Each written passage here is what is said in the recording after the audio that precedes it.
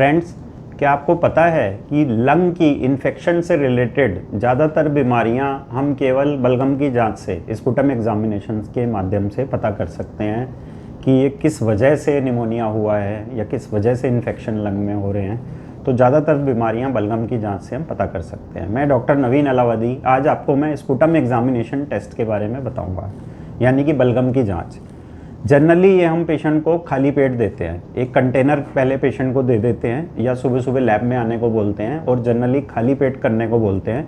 और पेशेंट को हम ये इंस्ट्रक्ट करते हैं कि सुबह आप कुछ भी नहीं खाना, पानी भी नहीं पीना, केवल आपको ब्रश करना है। ठीक है, ब्रश आप कर लेंगे तो जो आपके दांतों में कंटामिनेशन है वो बलगम में नहीं आएगा। तो ब्रश अच्छे से कर लेंगे, कुछ खाएंगे नहीं और लैब में जा कर के क्लीन कंटेनर एक लेंगे साफ, और ग्लव्स आप पहनेंगे और जो भी उस स्पुटम को उठाते हैं प्रॉपर हाइजीन का ध्यान रखेंगे, ग्लव्स अपने पहन के रखेंगे और प्रॉपर तरीके से उसको एक एग्जामिनेशन डेस्क पे ले जा करके उसको स्टेन करके माइक्रोस्कोप के माध्यम से उसमें हम जांच करते हैं। तो कौन कौन सी बीमारियां हैं जो हमें बलगम से पता चलती हैं?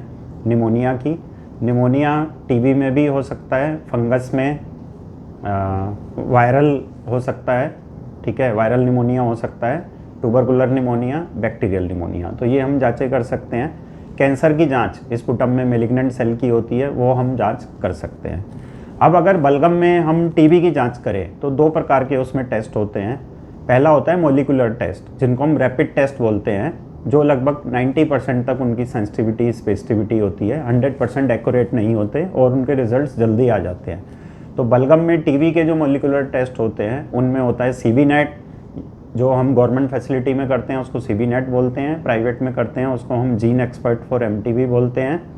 और उसके अलावा हम मोलिकुलर टेस्ट कर सकते हैं लाइन प्रोब से, एलपीए, या हम हेन्स टेस्ट होता है, फर्स्ट लाइन और second line drug sensitivity testing भी उसमें चेक हो जाती है, ये हम कर सकते हैं। तो जीन एक्सपर्ट सीबी नेट कर सकते हैं, एलपीए कर सकते हैं और हेन्स टेस्ट कर सकते हैं। और जो टीबी के कल्चर बेस्ड टेस्ट होते हैं, सॉलिड कल्चर होता है जो कि गोल्ड स्टैंडर्ड होता है टीबी की डायग्नोसिस के लिए, और उसको हम एलजे मीडिया बोलते हैं, वो कर सकते हैं। लिक्विड कल्चर कर सकते हैं जिसको हम एमजीआईटी बोलते हैं, ठीक है, तो ये कर सकते हैं। इसके अलावा हम फंगस के टेस्ट कर सकते हैं, फंगल स्टेन, फंगल कल्चर।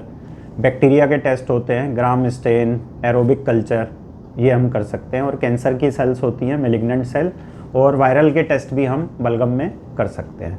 तो हम बलगम की जांच उनको लिखते हैं पेशेंट्स को जिनको लंबे समय से खांसी, बुखार, बलगम का आना, निमोनिया, इस तरीके के लक्षण होते हैं। एक्सरे में भी निमोनिया के कुछ साइंस अगर आ रहे हैं तो भी बलगम हमें करना पड़ता है।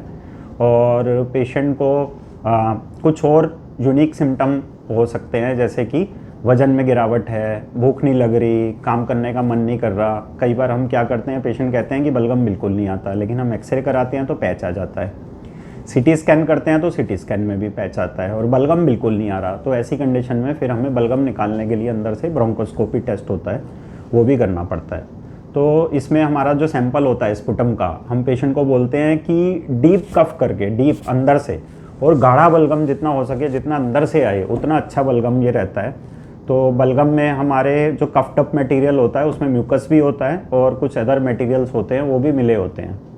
तो इस तरीके से हम बलगम की जांच करके और ये डायग्नोस कर सकते हैं कि पेशेंट को टीबी है, निमोनिया का कारण क्या है, फंगस है, वायरल है, बैक्टीरियल है, या कुछ कैंसर की सेल होती हैं वो हम देख सकते हैं।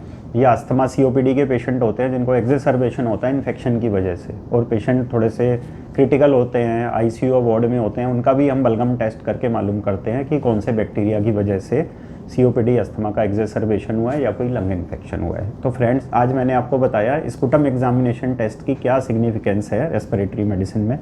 मैं आशा करता हूँ ये वीडियो आपको पसंद आई होगी। आप इस वीडियो को लाइक कीजिए, शेयर कीजिए और हमारे चैनल को सब्सक्राइब करके बेल आइकन प्रेस कीजिए। Thank you.